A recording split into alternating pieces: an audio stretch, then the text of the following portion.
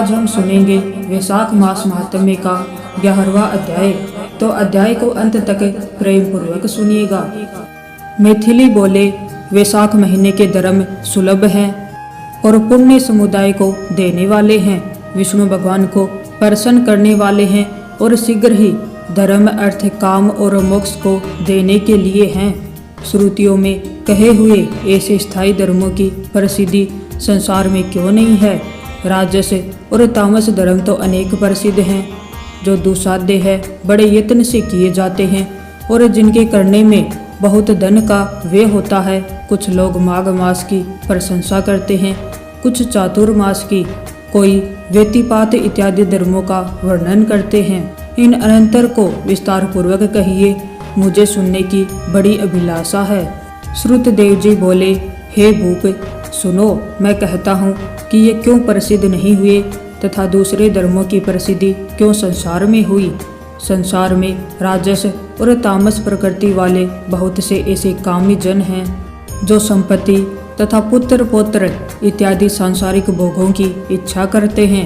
संसार में कोई कभी भी बड़े परिश्रम से स्वर्ग को प्राप्त करने का प्रयत्न नहीं करता, इसलिए यज्ञ इत्यादि अच्छी क्रियाओं को करता है, परंतु मनुष्य प्रयत्न करके मोक्ष की उपासना नहीं करता।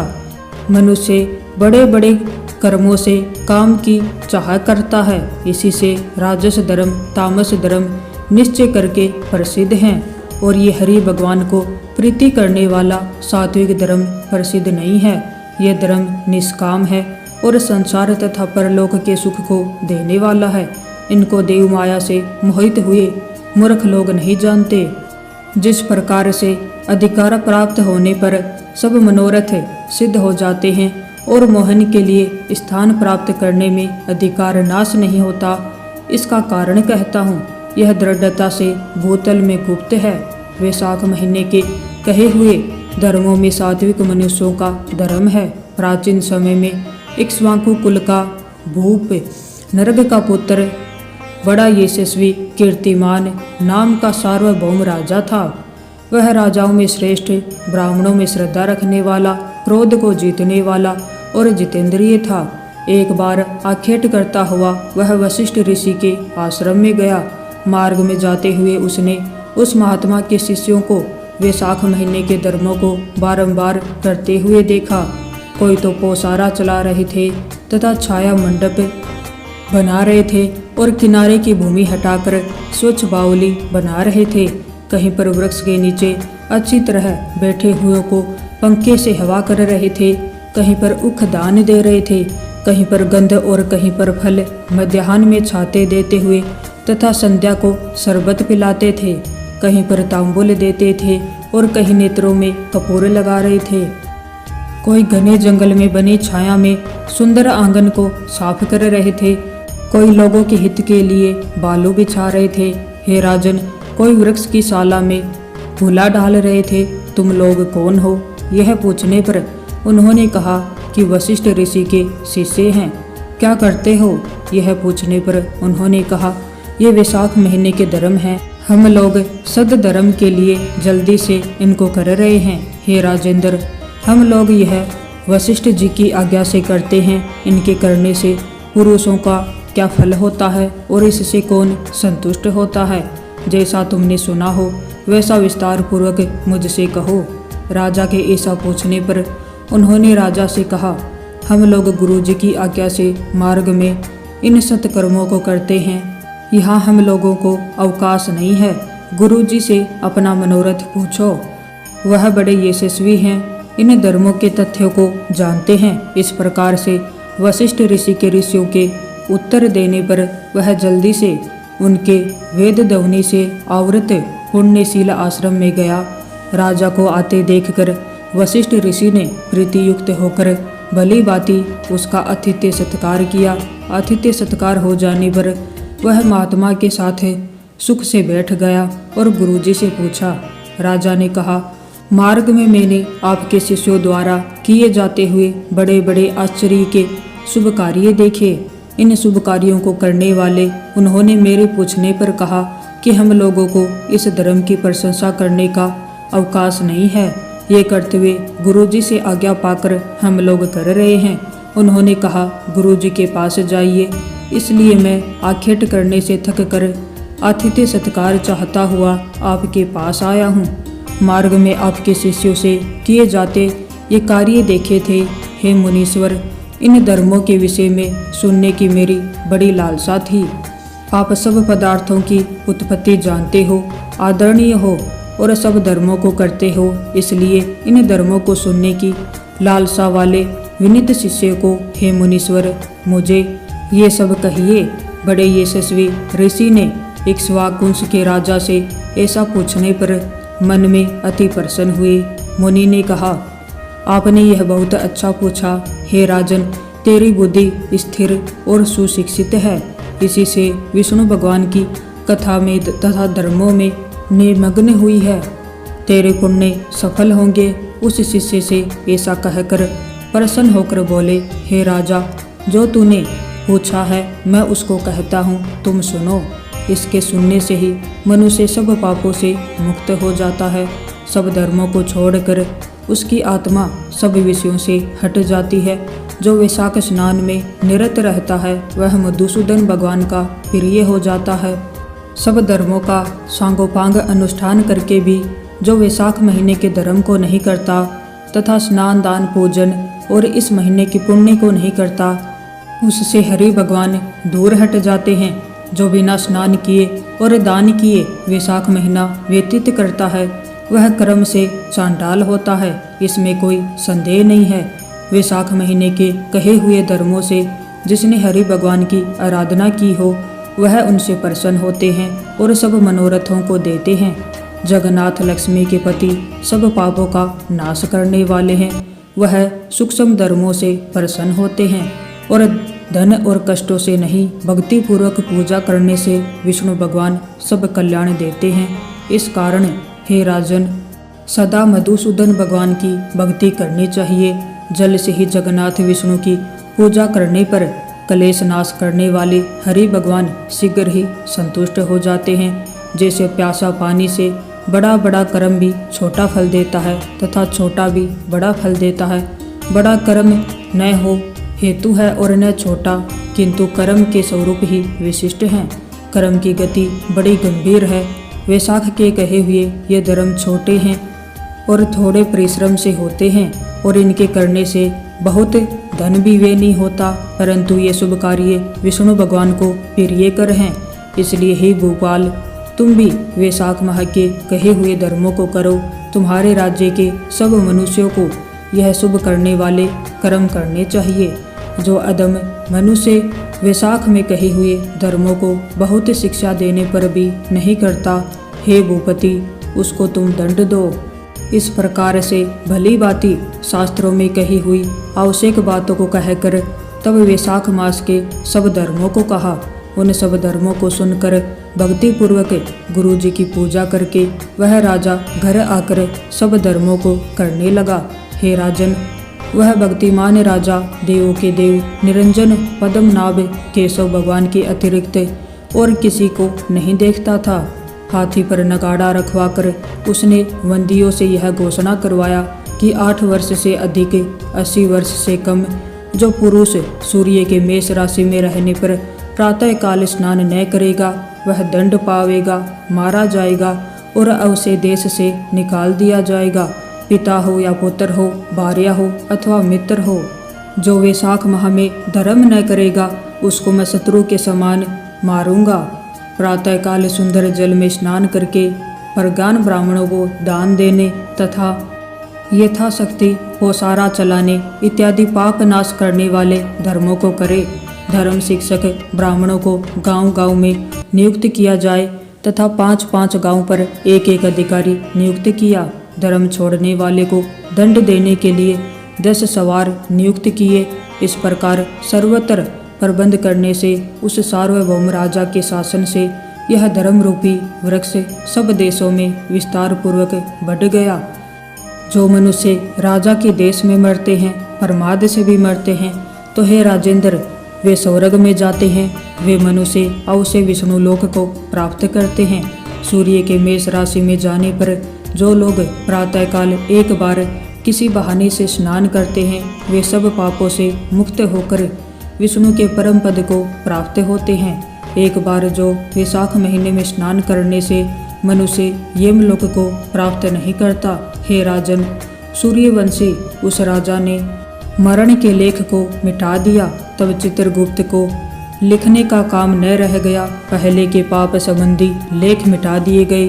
अपने किए हुए कर्मों से मनुष्यों के शीघ्र ही विष्णुलोक में जाने से नरक सूना हो गया। सब प्राणी पाप से मुक्त हो गए।